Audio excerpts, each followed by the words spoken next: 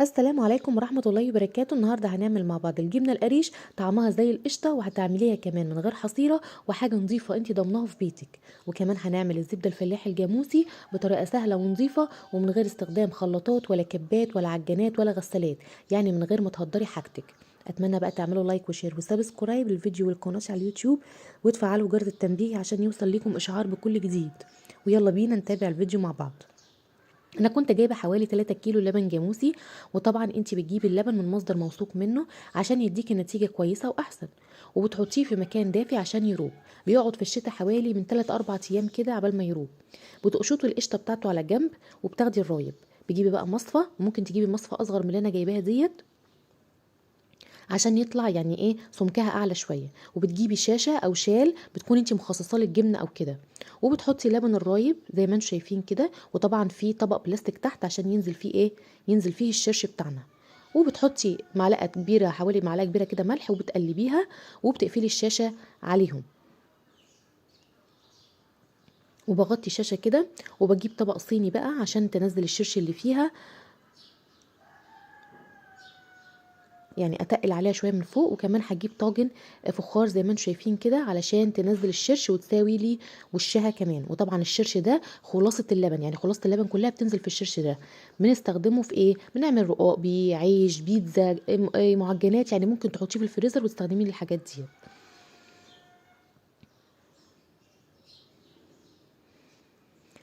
طبعا هنا بقى الجبنه بتاعتنا بنسيبها حوالي يوم، وبعد كده بنقطعها زي ما انتم شايفين كده، هي جمدت ومسكت نفسها. الشرش بتاعها اهوت، هنحتفظ بقى بيه في الفريزر، او لو انت عايزه تعملي بيه حاجه بتعمليها.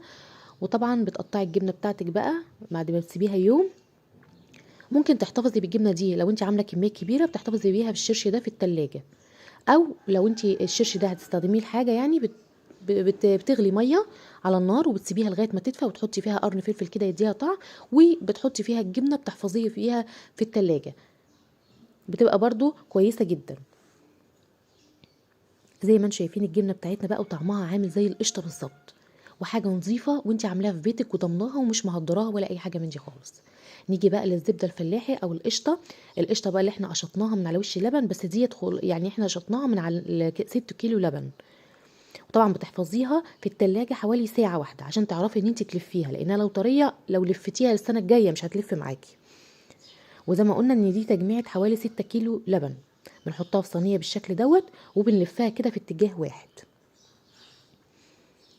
زي ما انت شايفاها كده، يعني بتحسي انها بتحبب معاكي كده او بتخرز معاكي كده وانت بتلفيها. وشويه كده بعد ما تلفيها او تقرب ان هي تتلم معاكي، هتحسي ان في ميه بتنزل منها كده، والميه دي اسمها الخض. هتشوفوه معايا دلوقتي اهوت.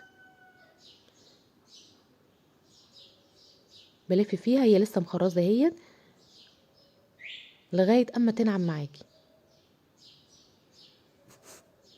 اهو. الخض دوت لو انتم ملاحظين اهو نزل اهوت منها كده، بقى تبدا ان هي تتلم معايا. هبدا ان انا الم فيها بقى كل الحتت اللي موجوده عندك دي، تلميها في السمنه بتاعتك لان دي كلها سمنه.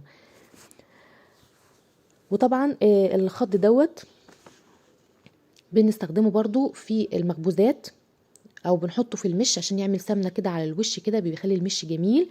او نعجن بيه قرص او رقاق او اي حاجه، بيكون طعمها جميل جدا وبتديها طعم السمنه الفلاحي. هنا بقى جمعنا الزبده بتاعتنا بقى زي ما انتم شايفين كده. طبعا ال6 كيلو طلعوا لي حوالي نص كيلو زبده، زبده صافي.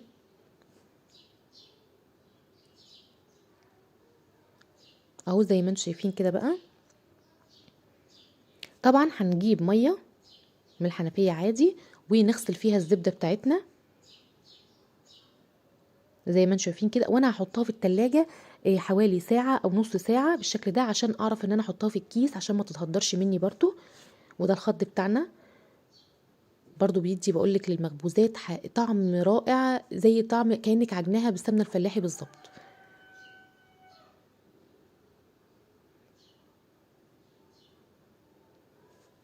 هنا بقى بعد ما حطينا السمنة بتاعتنا في التلاجة بميتها كده، طبعا مسكت نفسها اهيت عشان اقدر ان انا احطها في الكيس في الفريزر وطبعا انت بتجمعي الزبده بقى بتاعتك اللي انت بتعمليها في كل مره، بتجمعيها وتحطيها في الفريزر لغايه اما ايه، اما تسيحيها كلها. هنا اهو زي ما انتم شايفين حوالي نص كيلو زي ما انتم شايفين اهوت على الميزانه.